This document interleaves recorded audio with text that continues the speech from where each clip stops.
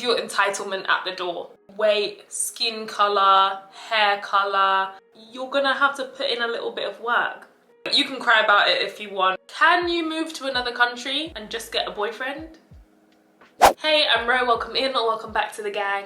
Before we start, YouTube's going crazy with the algorithm and unsubscribing people. If this is you seeing my face for the second, third, fourth time here and you enjoy my content, feel free to subscribe and please like the video if you enjoy it, because it helps me know that you enjoy it, but it helps push it to a bigger audience as well. So let's get into it. This is a topic that is obviously really important. For me, it's pretty much the reason I started my entire channel, which was to encourage people, especially people that look like me, to travel and to live in other countries. Not necessarily just go to the stereotypical countries, but go outside of your comfort zone. So, in saying that, I try to show you the pros and cons in terms of vlogs, and then I sometimes comment on society and my observations, etc. I've lived in 4 countries on 3 continents: Africa, Europe, and Asia. So I just want to share my insight and hopefully it's helpful. First one,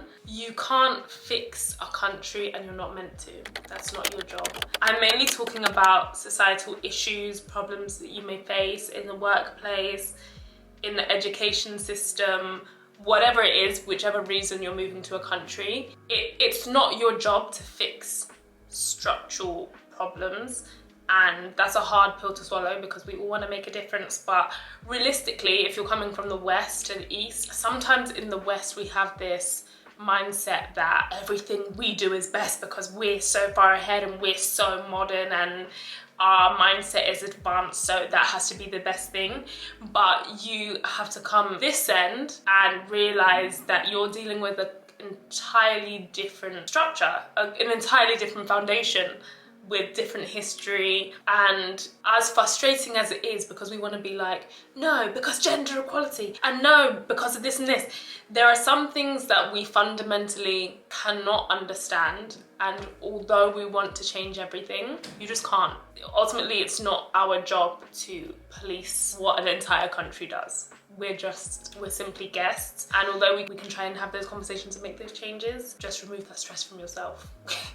Don't be ignorant, but take that stress away from yourself because you don't need to. Apart from the larger structures, a smaller way that I experience it is in the workplace. There's no HR. Can't just call HR. That's such a British thing. In the East especially, things are very much run on respect and age, so it's not the case where you can just come in and be like, well, you said this thing to me that I don't like and you're so disrespectful, so now I'm gonna call this person and you're gonna get in trouble for it.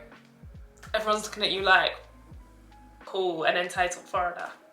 Maybe that's what I should call this bit. Leave your entitlement at the door. Speaking of entitlement, this perfectly segues into beauty standards. And I've touched on this before, maybe like a year ago, but this is a slightly different angle. Weight, skin color, hair color. We'll use pretty privilege as an umbrella term for describing attractiveness and the benefits that you get from it here. And under that falls featureism, whereby you're treated better if you have certain features. The more Eurocentric features you have, the better you're treated. I'd say in Southeast Asia and East Asia, this is where you will experience it the most heavily, but I don't want to just stress importance on that because I do think it's global. If you have these features, you will be treated better. That's it.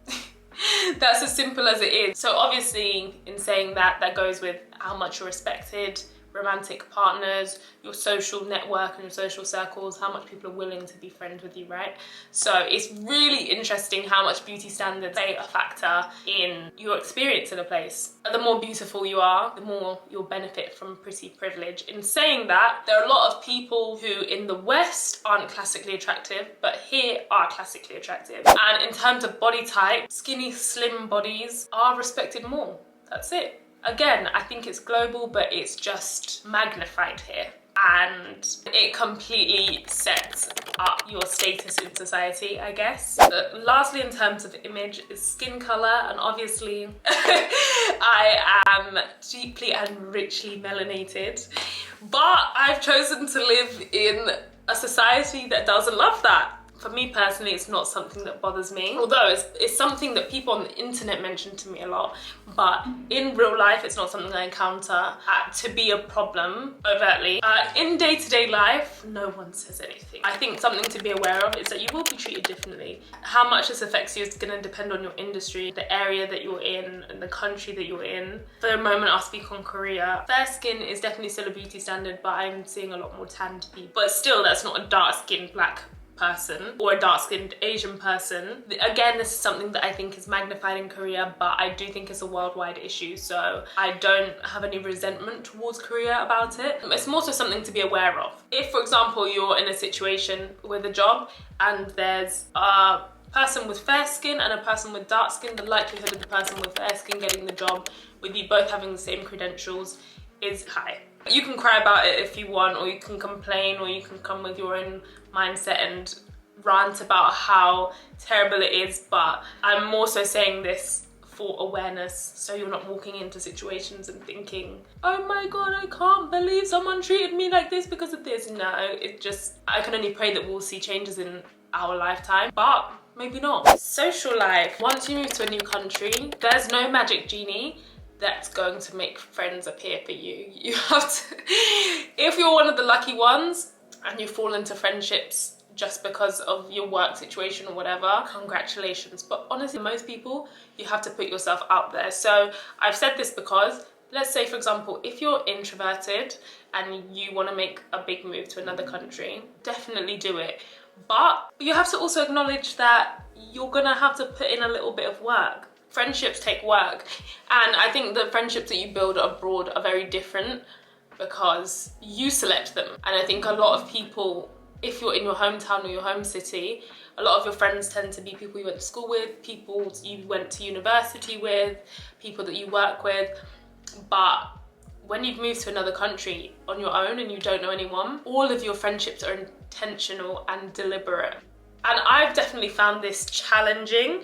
Actually, tell a lie, I haven't found meeting people challenging. I found cultivating deeper friendships quite challenging because people are moving all the time. That's another thing. People are always in and out of the country. Someone might come for a year, go. So you have to be aware that it's not necessarily the case that you will just move to another country and then you set up this whole life in 3 months and oh my gosh, everything's amazing. Wow, it's usually not that. Sometimes it's lonely. Sometimes it's lonely and you have to do things by yourself. I stay traveling by myself. I'll link the stuff above.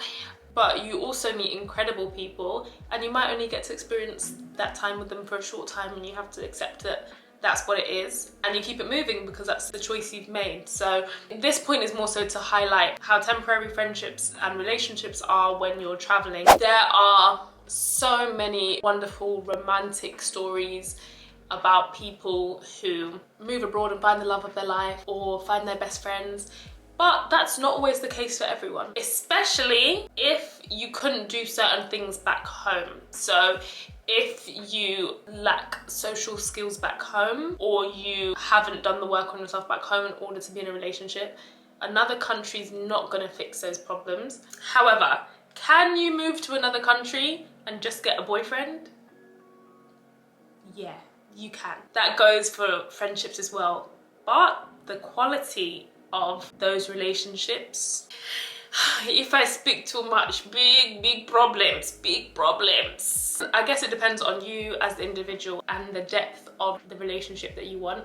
If you are content with having casual, surface level relationships, then you're gonna be absolutely fine and you're gonna excel. And if you're not and you want more meaningful connections with your friends and with romantic partners, then you can have them, but you have to accept that everyone's gonna have their own paths after where you choose to be, and it may or may not be the same as yours. That leads us nicely into losing relationships at home and losing friends at home. I'm a firm believer that anyone that's meant for you will be for you regardless of the distance, if that's a genuine connection that you have with a person. Distance is an inconvenient factor, but it's not the be all and end all. You have to accept that everyone has a decision to make, and when you make yours, that's for your life, but other people have to make their decisions for their lives. That also goes with friendships. Some friends aren't gonna be comfortable with talking to you as frequently. There's a time difference. You're not gonna be home as much. For me, I just accept things as they are. Also, it shows who really genuinely cares and loves you. I've got a handful of friends who are amazing every time I leave home and I'm like, see ya, love you, bye, and they just have to understand. But one thing that did hit me in terms of family is you don't necessarily realize how much you're affecting other people. The other month my sister called me, and by this point I'd been gone for over a year. We talk quite often, so I didn't think anything of it. And then suddenly she was like, I can't believe you're really gone.